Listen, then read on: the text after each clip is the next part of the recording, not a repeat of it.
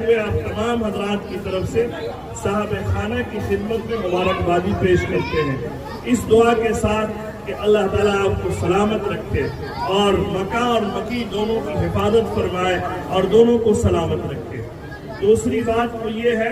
کہ اس گھر کے افتتاح کے موقع پر یقیناً شریعت کی بات بھی یہ سن لیجئے، ورنہ معلوم کہ ہمارے امام صاحب کے دل میں اللہ تعالیٰ نے یہی آیت ڈالی۔ انہوں نے جو سورت پڑھی ہے اس کی آخری آیت ہے وَأَمَّا بِنِعْمَةِ رَبِّكَ فَحَدِّثْ، اور امام صاحب بھی صاحب کشف کرامات رکھتے ہیں کہ خوشی کے اس موقع پر جس آیت کا انتخاب کیا گیا ہے، اللہ یہ کہتے ہیں کہ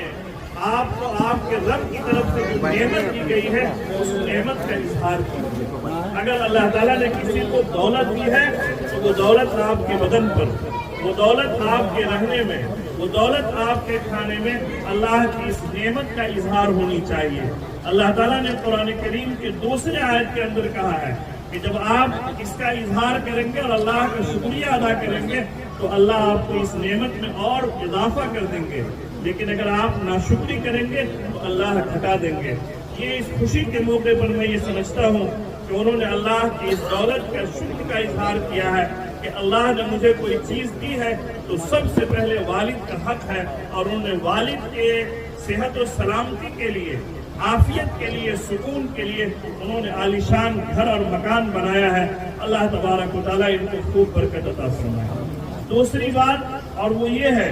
کہ اگر کوئی آدمی گھر بنائے تو ہمیں کیا کرنی چاہیے؟ بہت سارے لوگ ہیں وہ کہیں گے کیا اتنا بڑا اجتماع بلانی چاہیے، اور ممکن بھی نہیں ہے کہ بھائی مولانا نعمت اللہ صاحب جیسے آدمی، بڑے عالم دین، مفتی مظہر صاحب جیسے مبلغ اسلام اور اتنے بڑی جماعت کو کوئی بلا لے، لیکن ایک کام ضرور کیجیے۔ اور میں حاجی شمشاد صاحب، نام ہے سجاد صاحب والد صاحب کا نام حاجی شمشاد صاحب، ان سے یہ کہیں گے کہ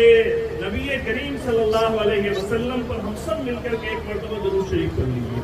اللہم صلی علی محمد وعلی آل محمد۔ ایک عمل صاحب خانہ کو کرنا ہے۔ حاجی صاحب کو یہ کہ ایک صحابی نے گھر بنایا اور وہ جناب رسول اللہ صلی اللہ علیہ وسلم کی خدمت میں حاضر ہوئے، یا رسول اللہ صلی اللہ علیہ وسلم ہم نے اپنا گھر بنایا، اللہ کے رسول صلی اللہ علیہ وسلم تشریف لائے۔ کہا گھر بناؤ؟ کہا یہی گھر ہے۔ کہا بتاؤ اس میں کون سی جگہ تم نے نماز کے لیے متعین کی؟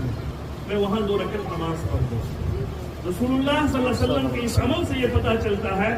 کہ آج کے انجینئر کو، اور ماشاءاللہ یہ ٹھیکیدار ہیں، اور ٹھیکیدار ایسے ویسے نہیں، پنجاب بھر کے ٹھیکیدار ہیں، تو ہم ان سے یہ کہیں گے کہ جب آپ سے کوئی مشورہ مانگے کہ کیا کیا گھر میں رکھنی چاہیے، تو جیسے آپ بچوں